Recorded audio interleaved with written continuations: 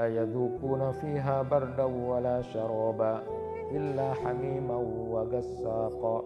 Mereka tidak merasakan kesejukan di dalamnya dan tidak pernah mendapatkan minuman selain hamim dan gassak. Ibnu Katsir itu menafsirkan hamim itu adalah air dengan tingkat panas yang puncaknya.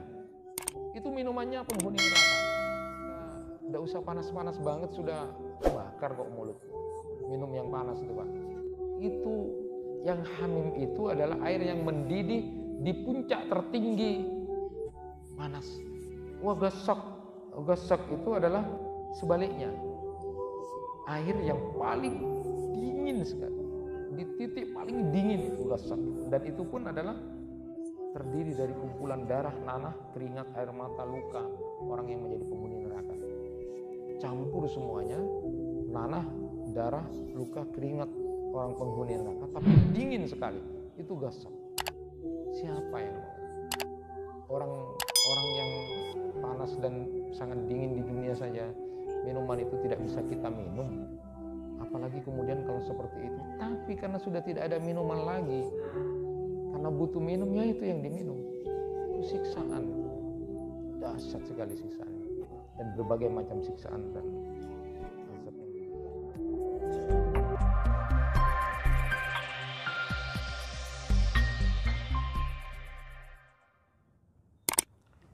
Assalamualaikum warahmatullahi wabarakatuh. Alhamdulillahi rabbil alamin, wa bihi nasta'inu ala umuri dunya waddin. Asyhadu an la ilaha illallah wahdahu la syarikalah, wa asyhadu anna Muhammadan abduhu wa rasuluh. Allahumma salli wa sallim ala nabiyyina Muhammad wa ala alihi wa sahbihi ajma'in, amma ba'du. Jemaah kuliah subuh yang dirahmati Allah,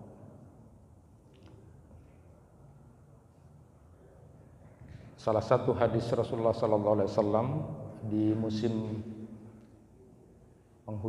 penghujan gini, kita disuruh dan diperintahkan untuk banyak meminta, berdoa kepada Allah Subhanahu wa taala.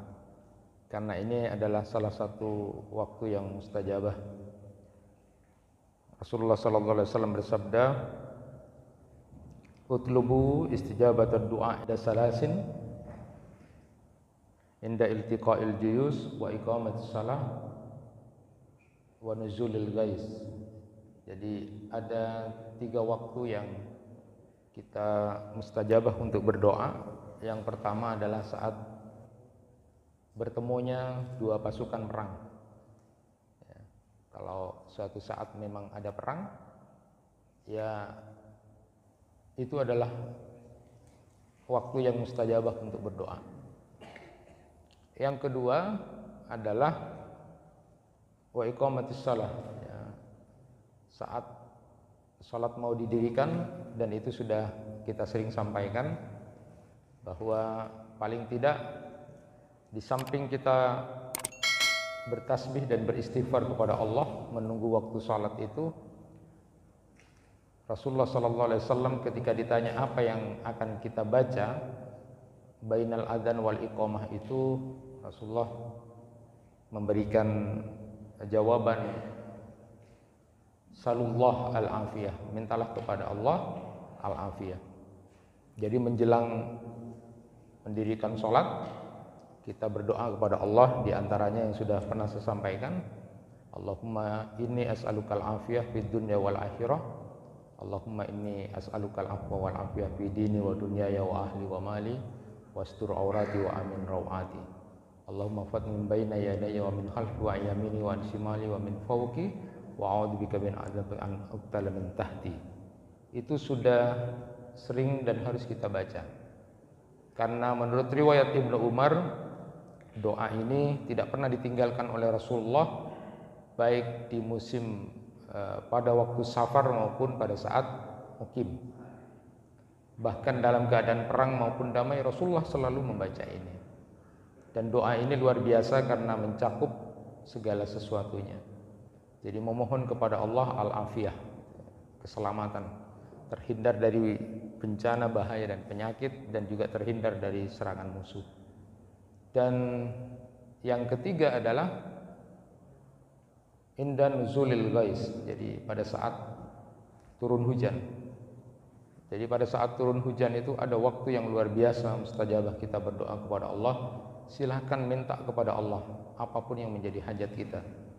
Setelah kita juga berdoa kepada Allah, Allahumma sayyiban nafi'an mataruna bifadlillah wa rahmatihi, kita sudah berdoa itu, lalu mintalah kepada Allah apa yang menjadi hajat kita.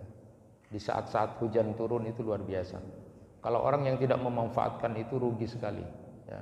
Kalau hujan lalu kemudian dia berniat untuk tidur saja, ini nikmat untuk tidur, maka jangan seperti itu. Gunakan waktu hujan itu setelah kita mungkin mengamankan rumah dari kebocoran dan sebagainya. Gunakan kalau sudah aman, nyaman, gunakan di musala rumah kita untuk berdoa kepada Allah. Itu sesuatu yang luar biasa. Zikir sambil berdoa kepada Allah, karena itu adalah waktu-waktu yang sangat mustajabah. Walaupun juga kita meminta kepada Allah saat menjelang melaksanakan mendirikan sholat itu, minta al-afiyah, dan salah satu dari afiyah itu adalah kesehatan. Juga kita dianjurkan memohon kepada Allah terhindar dari penyakit-penyakit hati, karena penyakit-penyakit hati itu sangat luar biasa.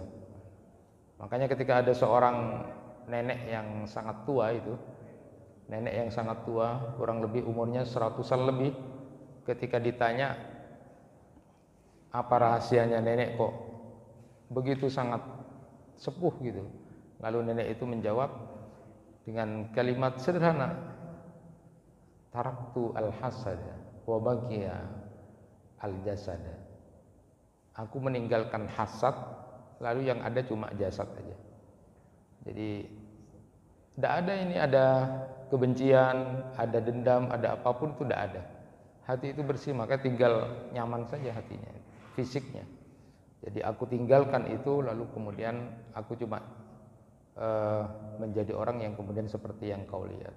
Jadi meninggalkan hasad, kedengkian itu, lalu kemudian tinggal jasad aja, tinggal fisik. Kenapa ini perlu diulang-ulang? Karena kadang-kadang kita lupa. Karena kadang-kadang kita lupa bahwa ada sesuatu yang luar biasa yang harus kita pahami bersama. Jamaah yang dirahmati Allah, kita ingin lanjutkan kajian kita. Pada kesempatan ini masih tentang penghuni neraka atau berkenaan dengan neraka. Semoga Allah melindungi kita semua dari neraka. Nah, kali ini kita akan bahas tentang apa yang menjadi makanan, minuman, dan pakaian penghuni neraka itu.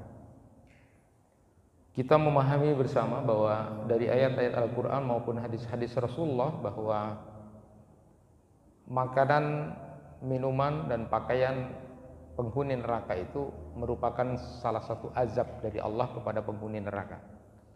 Jadi azab neraka itu macam-macam, tidak cuma satu, tidak hanya gambaran api saja, tetapi dengan berbagai macam azab dan berbagai macam model. Termasuk salah satu di antaranya adalah makanan, minuman, dan pakaian dari penghuni neraka.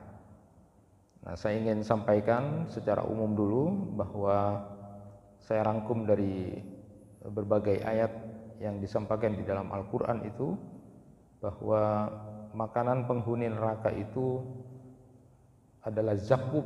Itu yang pertama, buah pohon yang sangat jelek, tidak enak, dan baunya sangat busuk, itu zakum. Lalu kemudian dori, pohon atau buah yang berduri. Lalu dzugussah, makanan yang menyumbat kerongkongan. Dan yang keempat annar, makan api itu sendiri.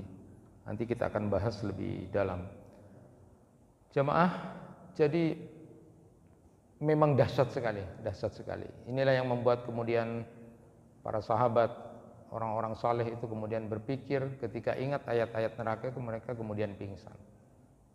Banyak sekali macam siksaan yang kemudian digambarkan di dalam Al-Quran itu. Di antaranya ada diseretnya wajah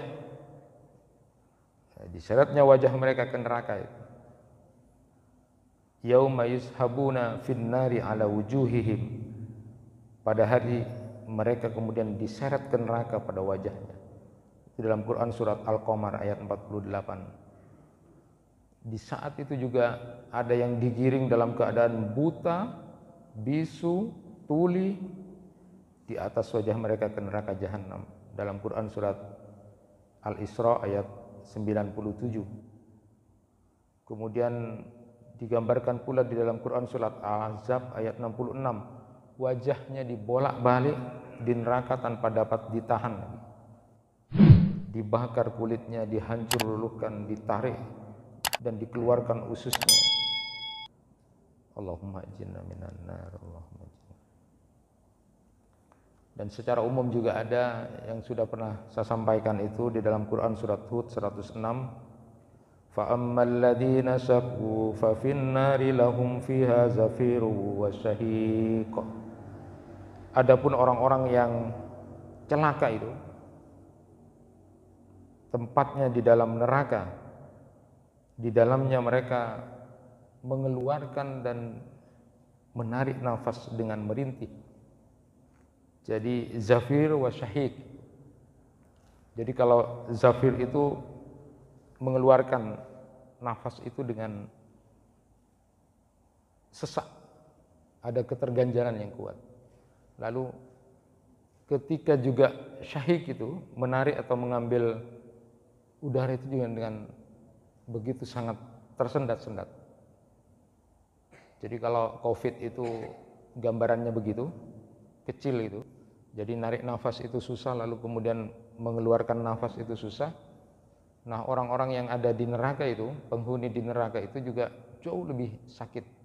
Jadi mengambil nafas itu sakit sudah, terganjal. Bagaimana juga mengeluarkan juga sakit juga. Ngambil nafas itu sakit, mengeluarkan nafas juga sakit. Allahumma ajirni min nar. Jemaah yang dirahmati Allah, kita bahas yang pertama adalah zakum. Tadi sudah disampaikan bahwa makanan penghuni neraka itu adalah zakum. Saya bacakan beberapa ayat yang berkenaan dengan ini. A'udzubillahi minasyaitonirrajim. Summa innakum ayyuhad-dallunal mukadzibun la'akiluna min syajarin min zakum. Kemudian sesungguhnya kamu hai orang-orang yang sesat lagi mendustakan, benar-benar akan memakan pohon zakum.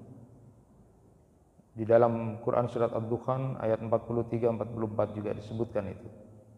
Inna syajarataz zakum ta'amul asim. Sungguh pohon zakum itu makanan bagi orang yang banyak berdosa. Nah, jemaah yang dirahmati Allah, saat Nabi sallallahu alaihi wasallam membaca ayat Al-Qur'an, ya ayyuhalladzina amanu taqullaha haqqa tuqatih wa la tamutunna illa wa antum muslimun, berkatalah Nabi, lau anna qatratan min zakum kutirat fi darid dunya la afsadat ala ahli dunya ma'aisahum fa kaifa bima yakunu ta'amahu. Rasulullah menyatakan begini, andai setetes dari zakum itu menetes ke dunia, niscaya akan merusak semua penghidupan penghuni dunia. Lantas bagaimana kalau memakannya? Andaikan setetes zakum saja jatuh ke dunia, itu akan merusak banyak hal. Bagaimana kalau memakannya? Itu zakum, makanan penghuni neraka. Nah, masalahnya sekalipun buah ini tidak enak, busuk, namun penghuni neraka itu tetap memakannya karena butuh makan. Karena tidak ada makanan lagi.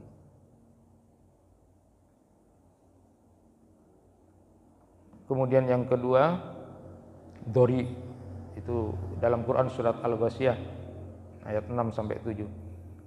Laisa lahum ta'amun illa min dori, la yusmin wa la yughni min ju'. mereka tidak memperoleh makanan selain dari dori, pohon yang berduri, yang tidak menggemukkan dan tidak pula menghilangkan lapar. Jadi dori ini adalah jenis duri yang bahkan dihindari oleh binatang melata karena sangat menyakitkan dan begitu sangat pahit. Jadi binatang-binatang melata pun kalau ketemu pohon dori itu mereka menghindar. Itu binatang melata yang sudah bersama hidup sebenarnya. Itu gambaran kecilnya seperti itu. Jadi makan buah yang berduri. Tadi zakum seperti itu. Terus ada lagi namanya dori. Yang ketiga itu adalah zu ghussatin. Itu dalam Quran surat Al-Muzammil ayat 12 sampai 13 itu. Makanan yang menyumbat kerongkongan. Inna ladaina ankala wa jahima wa ta'aman dha ghussatin wa adzaban alima. Sungguh di sisi kami ada belenggu-belenggu yang berat dan neraka yang menyala-nyala. Dan ada pula makanan yang menyumbat di kerongkongan dan azab yang pedih. Jadi penghuni neraka itu makanannya mempunyai ghussah, ya. Sesuatu yang menyumbat kerongkongan karena dia berhenti di dalamnya dan tidak mau masuk ke dalam perut. Jadi tersiksa sekali. Urusan-urusan siksaan dunia saja dengan gampangan seperti COVID yang seperti itu, lalu kemudian makan dengan jauh kalau dibayangkan sungguh luar biasa. Makanya kemudian betul-betul pemahaman sahabat dan tabi'in, orang-orang saleh berikutnya itu adalah orang yang memang paham betul tentang ini, sehingga kemudian hampir dalam waktu-waktu tertentu tiba-tiba ingat, pingsan gitu ya, seperti itu karena memahami itu. Nah, yang keempat adalah makan api neraka sendiri. Itu dalam Quran surat Al-Baqarah 174 dan kemudian Quran surat An-Nisa ayat 10. Nah, siapa di antara orang-orang yang kemudian akan memakan api neraka ini? Ada dua golongan manusia yang disebutkan di dalam Al-Quran yang nanti di neraka akan memakan api neraka itu. Yang pertama adalah orang-orang yang menyembunyikan kebenaran. Innal ladzina yaktumuna ma anzalallahu minal kitab wa yashtaruna bihi samanan qalila ulaika ma ya'kuluna fi butunihim illan nar. Jadi orang-orang yang suka menyembunyikan kebenaran itu nanti akan makan api neraka. Kemudian yang kedua adalah orang-orang yang memakan harta anak yatim secara zalim. Itu dalam Quran surat An-Nisa ayat 10. Innal ladzina ya'kuluna amwal yatama zulman innama ya'kuluna fi butunihim nara wa sayaslawna sa'ira. Sesungguhnya orang-orang yang memakan harta anak yatim secara zalim, sebenarnya mereka itu menelan api sepenuh perutnya, dan mereka akan masuk ke dalam api yang menyala-nyala. Jamaah yang dirahmati Allah, ini akan kita coba sedikit tambahi keterangan. Jadi salah satu dosa besar yang disebutkan oleh Rasulullah SAW itu, dan di dalam kitabnya Al-Kabairnya Imam Az-Zahabi, kemudian Syekh Muhammad Mutawalli Asy'arawi juga menggambarkan tentang dosa-dosa besar itu. Salah satu dosa besar yang berbahaya akan kemudian bisa membuat manusia itu menjadi penghuni neraka dan memakan api neraka itu adalah yang memakan harta anak yatim. Ada keterangan yang menarik dari beliau Syekh Muhammad Mutawalli Asy'arawi itu dalam kitab beliau juga Al-Kabair. Anak yatim itu adalah individu yang kehilangan keluarganya, dan oleh karena itu dikatakan sebagai dzurratun yatimah, seseorang yang sendirian. Jadi yatim itu sendirian. Ada orang mengatakan, kata beliau, yatim itu kalau ditinggal mati oleh bapaknya.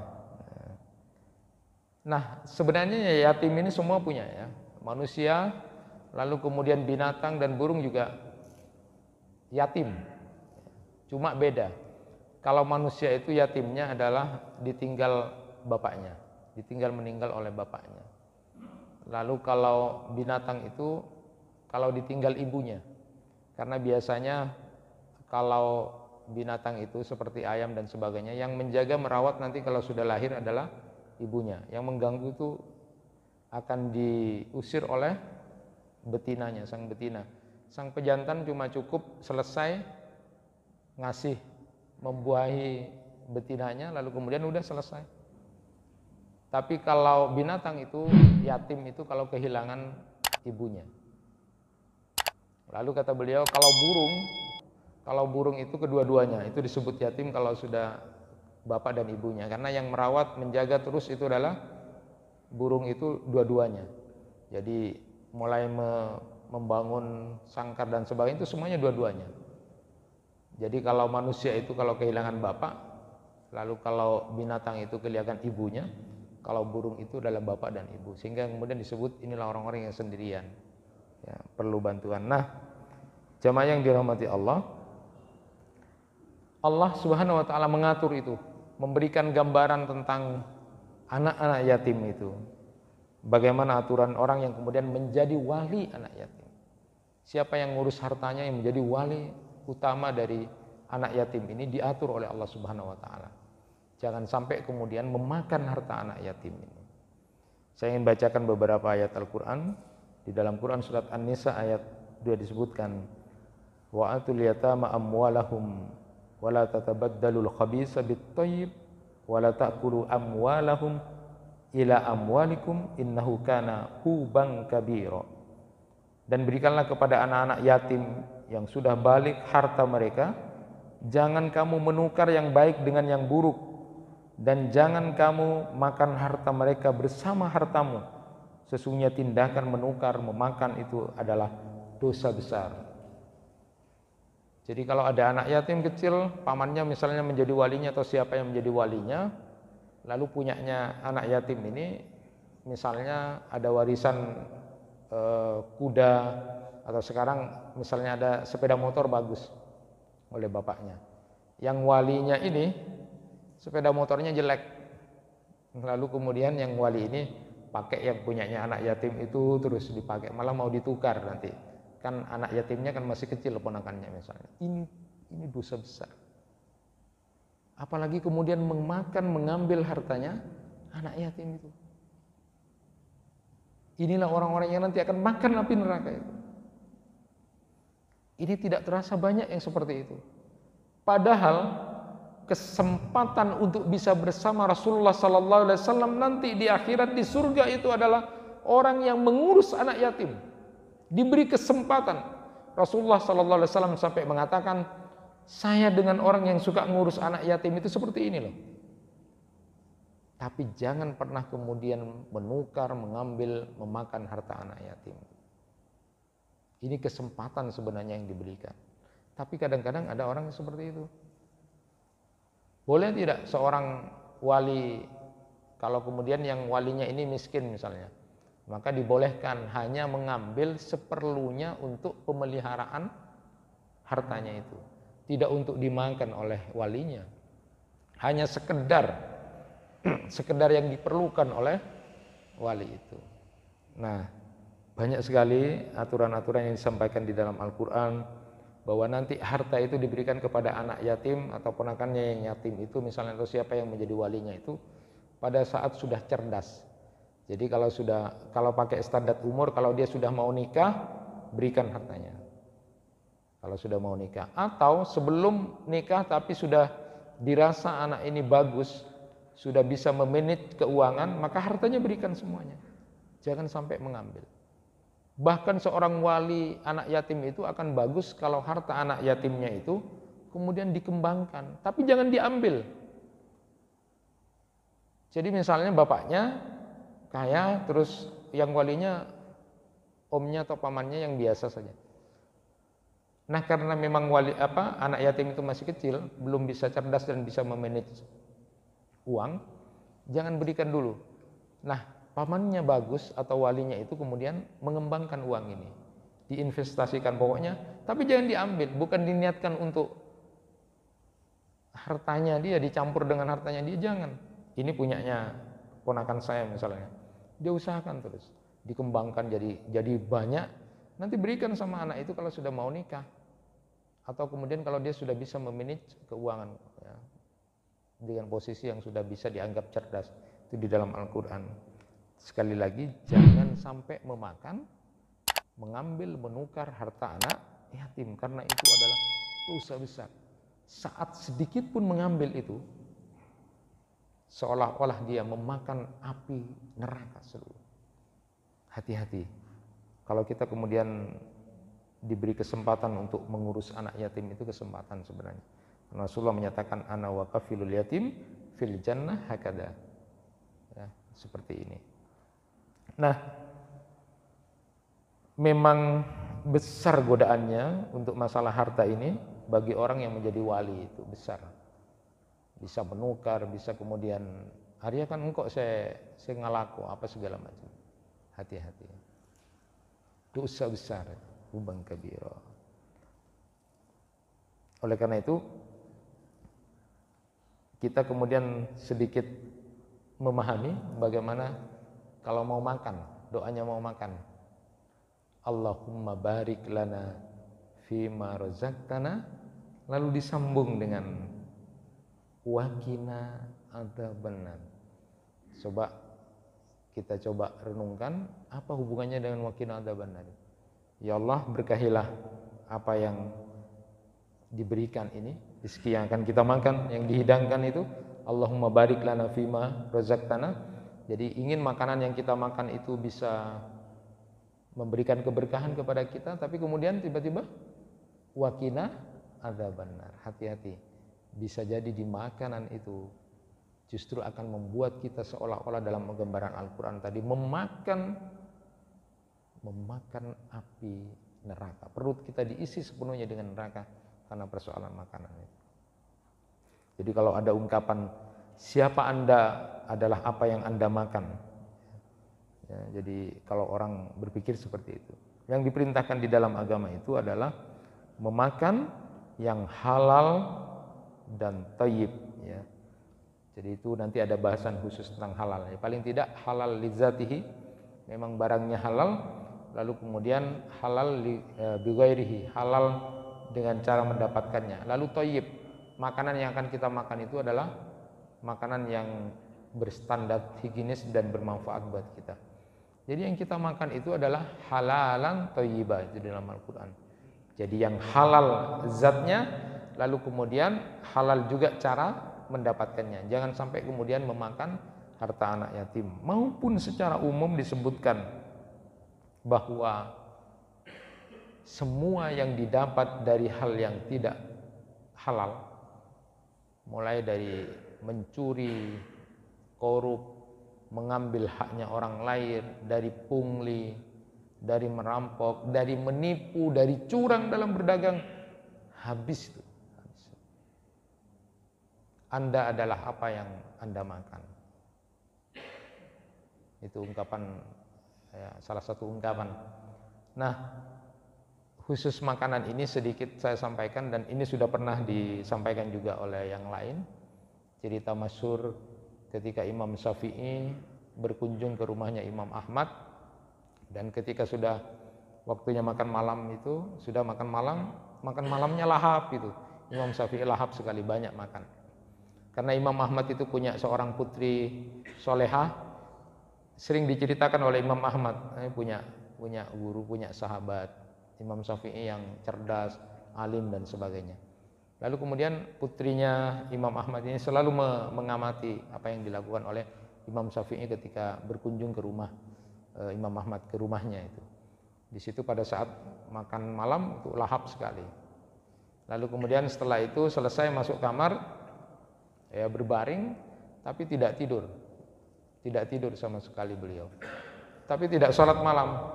Sampai kemudian waktu subuh juga begitu, waktu subuh ya langsung sholat aja. Nah, rupa-rupanya putrinya Imam Ahmad ini mengamati apa yang dilakukan oleh Imam Syafi'i. Lalu kemudian tanya kepada abahnya, ini tah Imam Syafi'i yang abah ceritakan itu?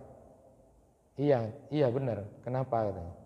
kok aku mengamati ada 3 keganjilan, 3 kejanggalan dalam apa yang saya amati gitu. Yang pertama, dia makannya banyak. Dia makannya lahap sekali, makan banyak. Lalu kemudian yang kedua, terus dia gak sholat malam itu, gak sholat malam. Lalu kemudian sholat subuh ya langsung aja dia ndak pakai wudhu katanya. Lalu Imam Ahmad itu agak mikir juga, benar nggak yang dikatakan oleh putrinya itu. Lalu kemudian ketika itu disampaikan oleh Imam Ahmad kepada Imam Syafi'i, apa yang menjadi unek-unek pengamatan dari putrinya itu. Nah, jawaban Imam Syafi'i itu, beliau menyatakan begini, salah satunya yang kaitannya dengan makan itu, laqad akaltu katsiran li'anni a'lam anna ta'amaka min halal wa innaka karim wa ta'amul karim dawa wa ta'amul bakhil da'un wa ma akaltu li asba wa inna ma la tadawa bi ta'amika. Aku makan banyak, katanya Imam Syafi'i, karena aku tahu makananmu ini halal dan kamu orang baik, kamu orang mulia. Jadi makanannya orang baik itu, makannya orang yang mulia, itu obat. Wa ta'amul bahil daun, tapi kalau makanannya orang bahil, penyakit itu, penyakit. Wa ma'akal tu li asba wa inna ma la tadawa bi ta'ami. Aku itu loh makan itu bukan untuk kenyang, berlahap-lahap itu bukan untuk kenyang, karena aku mengasumsikan bahwa makanan kamu yang halal lalu dari orang mulia itu obat. Sedangkan yang bahil itu adalah penyakit. Tapi ini tidak usah dijadikan dalil, Pak. Nanti Bapak langsung, benar apa makan? Nyaman. Nyaman padahal lapar. Dia ingin menginjakan, itu beda. Tapi jangan membeda-bedakan. Bapak sudah tahu sebenarnya. Kita ini sebenarnya sudah tahu antara orang yang baik atau tidak itu. Ada orang yang makanannya itu baik, enak, nyaman itu. Dan dia orangnya memang tulus. Tapi ada orang yang kayaknya mau dibaiki bagus, tapi memang orangnya bahil, Pak.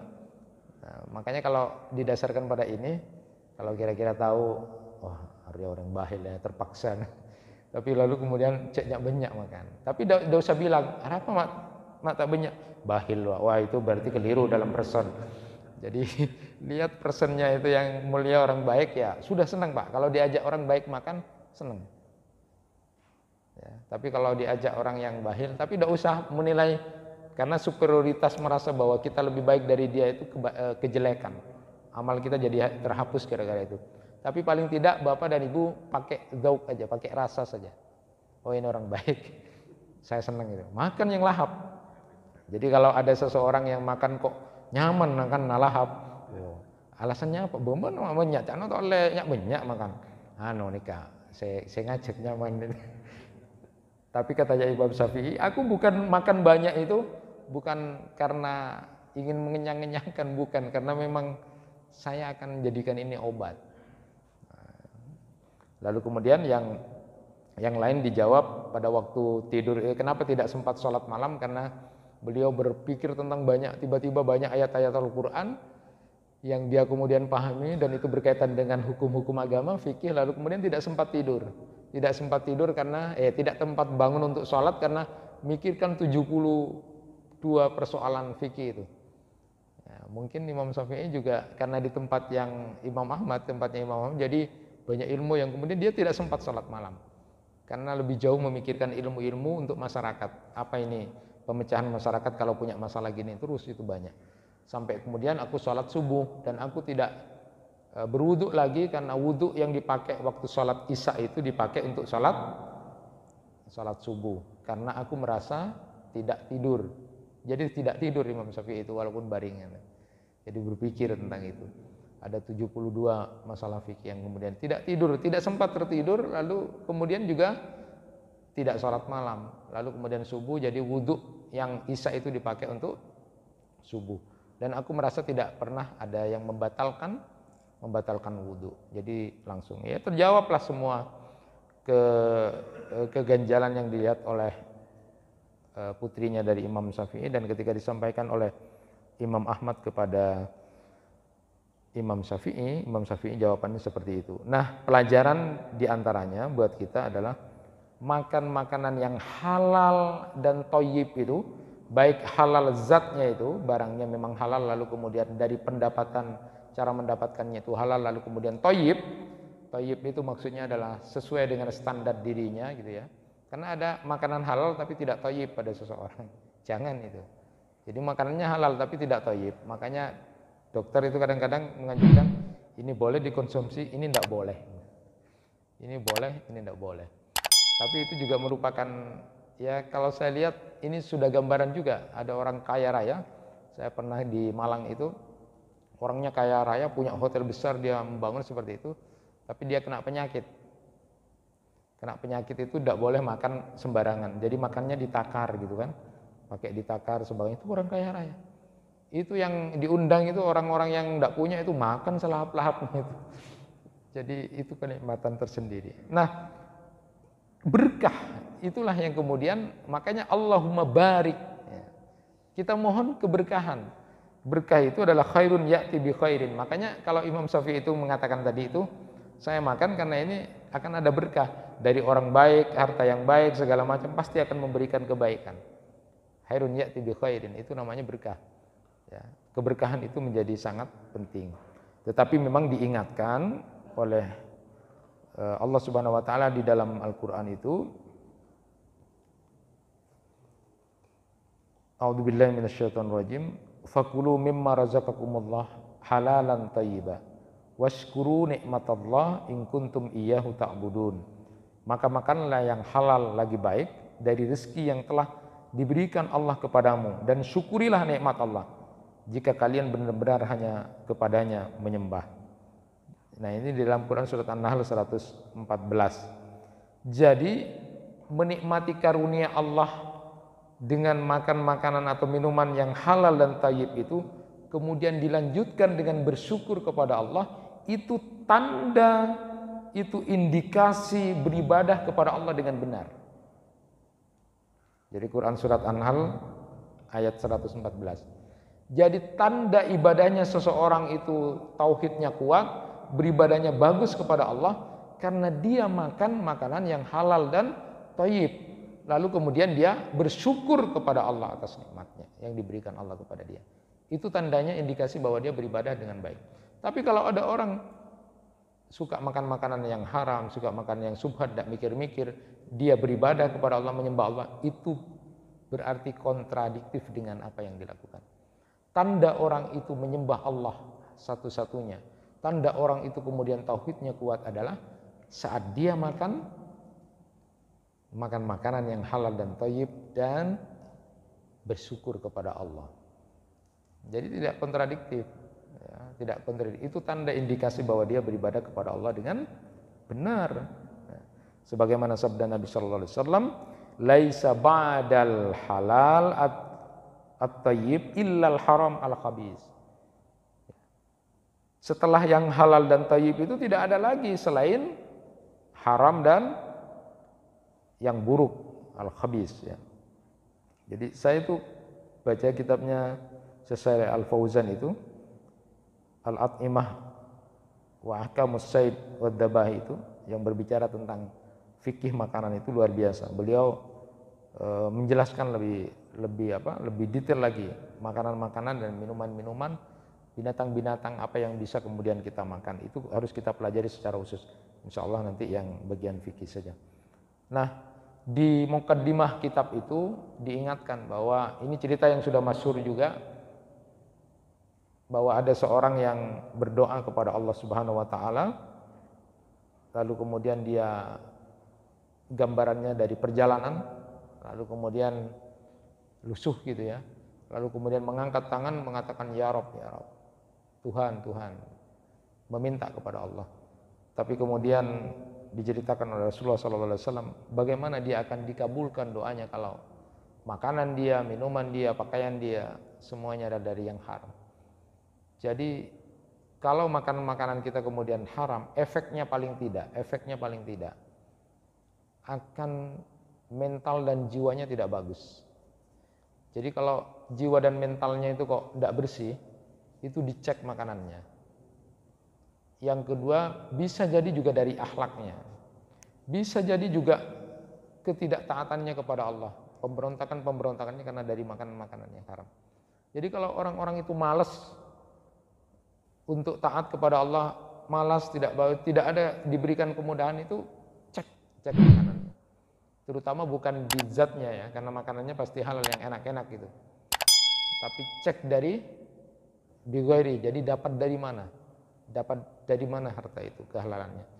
Jadi kalau mohon maaf, kalau jarang-jarang sekali dilihat orang-orang yang kemudian berada dalam kondisi basah dalam keuangan itu, hampir banyak yang kemudian tidak melakukan ketaatan dengan baik.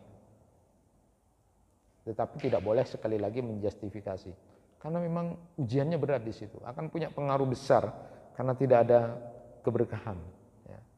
Bahkan yang menarik, ketika Al-Quran menyebutkan wakulu washrabu wala tusrifu innahu la yuhibbul musrifin, makan minumlah tapi jangan berlebih-lebihan, karena Allah tidak suka kepada orang-orang yang berlebih-lebihan. Ini yang menarik, Umar bin Khattab itu ketika suatu saat datang ke putra beliau, Ibnu Umar, Abdullah bin Umar itu datang, lalu kemudian lihat ada daging gitu. Apa ini? Daging. Ini kesukaan saya, Abah gitu, kesukaan. Lalu kemudian Umar bertanya, "Aw kullama istahita syai'an akaltahu? Kafa bil mar'i sarafan ayyakula kullam istahab." Cukuplah, kata beliau, apakah kamu setiap ingin sesuatu lalu kamu makan? Maka cukup dikatakan musrif, berlebih-lebihan, saat kamu setiap yang kamu inginkan kamu makan. Nah, saat berkunjung ke Jabir bin Abdullah itu juga begitu. Ada ditanya, ini daging kesukaanku yang baru saja aku beli. Lalu kemudian beliau menyatakan begini, "Aw kullama istahaita syai'an istaraitahu? Ama tahsya an takuna min ahli hadhil ayah adhabtum tayyibatikum fi hayatikumud dunya wastamta'tum biha." Umar itu lebih detail lagi ketika bertemu dengan Jabir bin Abdullah itu, lalu mengatakan tentang daging itu, apakah setiap yang kamu inginkan lalu kamu beli? Maka itu musrif. Jadi kalau Umar itu zuhudnya luar biasa. Setiap yang kamu inginkan kamu beli, kamu makan, itu sudah berlebih-lebihan. Apakah kamu tidak takut dengan ayat Al-Quran yang menyebutkan adhabtum tayyibatikum fi hayatikum dunya wastamta'tum biha? Harta-harta rezeki baikmu itu kamu habiskan untuk urusan dunia saja dan bersenang-senang dengan itu. Umar itu luar biasa gitu. Harta yang diberikan Allah kepada kamu yang baik itu kamu habiskan untuk itu saja. Apa kamu tidak takut dengan ayat ini? Jadi kalau musrif itu, kalau menurut Umar, habis kita nih, habis Pak. Terorojak, beli rojak. Terosoto, beli soto. Tero ini, itu sudah musrif katanya. Mbok sekali-kali ditahan gitu, ditahan maksudnya, engkau terorojak, anjaklah.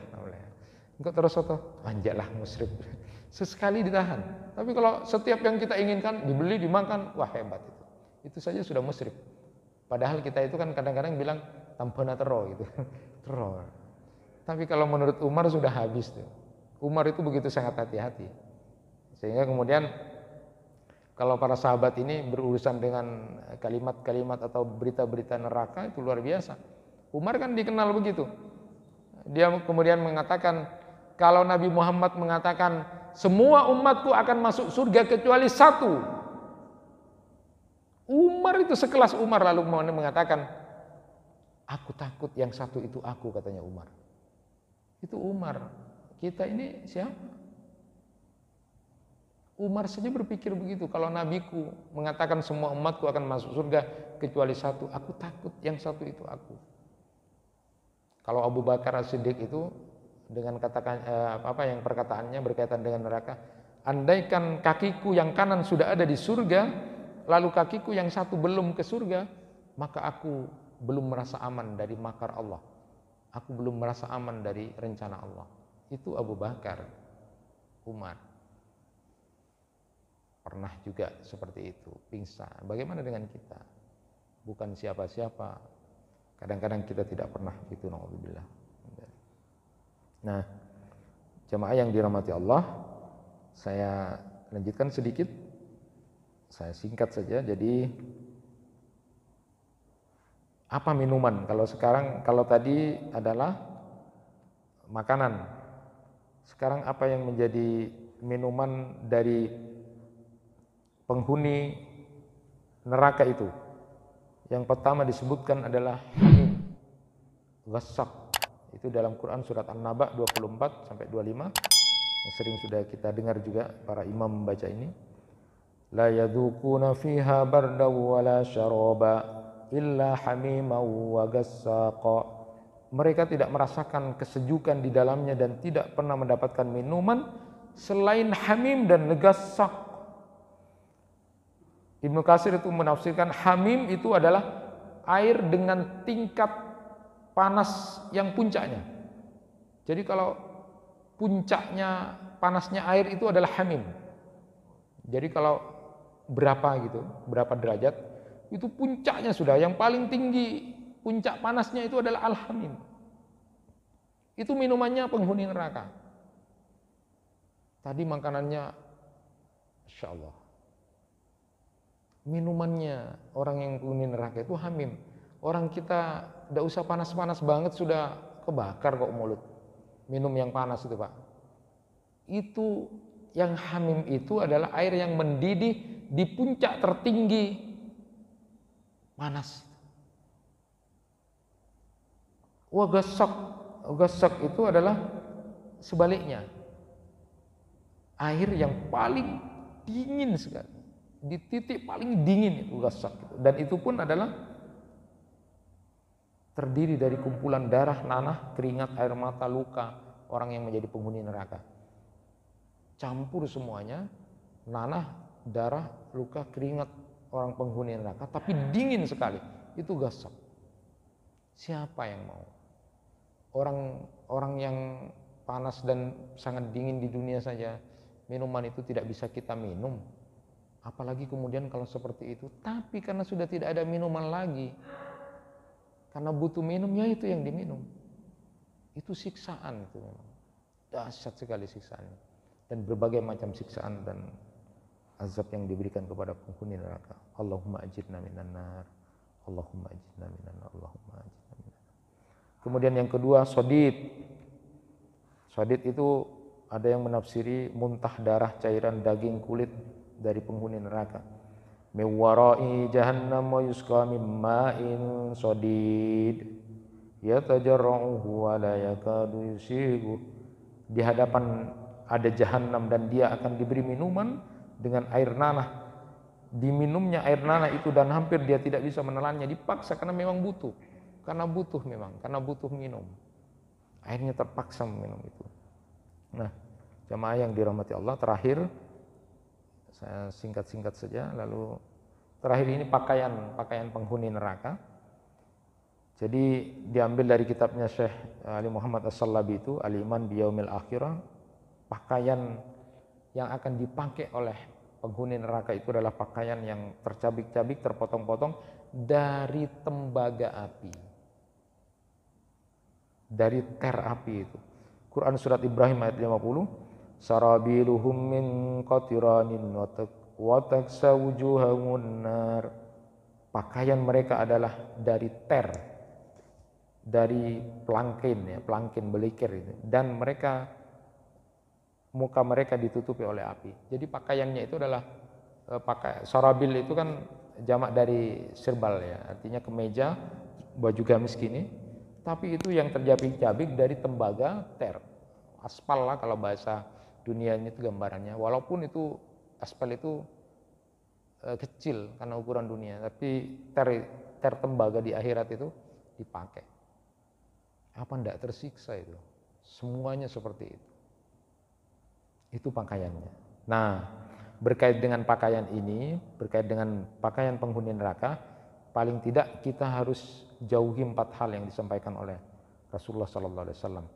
Arba'un min ummati min amril jahiliyah la yatrakuhunna al-fakhru fil hisab wa ta'nu fil ansab wal istifta'u bin nujum wal istisqa'u bin nujum wan niyaha wa qala an-na'iyatu idza lam tatub qabla mautiha tuqamu yaumal qiyamah wa 'alaiha sirbalun min qatiran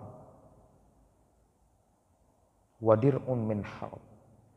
Ada 4 perkara di dalam umatku dan itu adalah perkara jahiliyah. Tidak bisa mereka tinggalkan. Ya, pertama, berbangga-bangga dengan nasab dan keturunan. Yang kedua, mencaci maki nasibnya. Lalu kemudian meminta hujan pada bintang, lalu meratap kalau ada orang mati. Ini 4 hal yang dilakukan oleh umatku, kata Nabi Muhammad. Yang itu adalah perilaku jahiliyah. Tapi yang tidak bertobat sebelum mati dengan melakukan 4 hal ini, habis dia. Dia akan diberikan pakaian dari tembaga api. Jadi yang memakai pakaian-pakaian seperti pakaian penghuni neraka itu adalah paling tidak di dalam hadis ini disebutkan orang yang pertama dia suka berbangga-bangga dengan nasab dan keturunannya. Itu perilaku jahiliyah. Sudahlah, tidak usah. Bukan itu. Inna akramakum indallahi atqakum. Yang mulia di sisi Allah itu adalah orang bertakwa. Bukan berbangga-bangga dengan nasab dan keturunan. Sudah, itu perilaku jahiliyah. Kalau dia tidak bertobat dengan seperti itu, dia nanti akan memakai pakaian penghuni neraka. Yang kedua, suka mencaci maki nasib. Arya Brahma, tidak usah. Itu perilaku jahiliyah. Meminta hujan pada bintang, lalu kemudian meratap. Nah, seorang perempuan, kata Rasulullah, yang tidak bertobat melakukan ini, atau siapapun yang melakukan 4 hal ini, tidak bertobat sebelum mati, maka dia dipastikan akan diberikan sirbal dari kotiran itu, dari gamis dari tembaga yang mendidih. Na'udzubillah min dzalik. Maka pakailah pakaian yang takwa. Libasut takwa saja, libasut takwa. Pakaian takwa itu adalah bukan baju takwa, bukan. Libasut takwa itu adalah iman, amal soleh, kemudian malu. Kalau itu kemudian kita jadikan pakaian, insya Allah pakaian iman, amal soleh, pakaian malu pada Allah, itu insya Allah akan membuat kita nanti justru akan mendapatkan pakaian di surga, bukan di neraka. Itu yang bisa disampaikan pada kajian kali ini, yaitu tentang makanan, minuman, pakaian dari penghuni surga, untuk bisa kita kemudian hindarkan, untuk tidak bisa menjadi orang-orang yang digambarkan dalam Al-Quran, makan dan minum dengan siksaan dan adab itu termasuk pakaian. Semoga kita semuanya dihindarkan dari api neraka. Allahumma ajirna minan nar, Allahumma ajirna minan nar, Allahumma ajirna minan nar. Kurang lebihnya mohon maaf.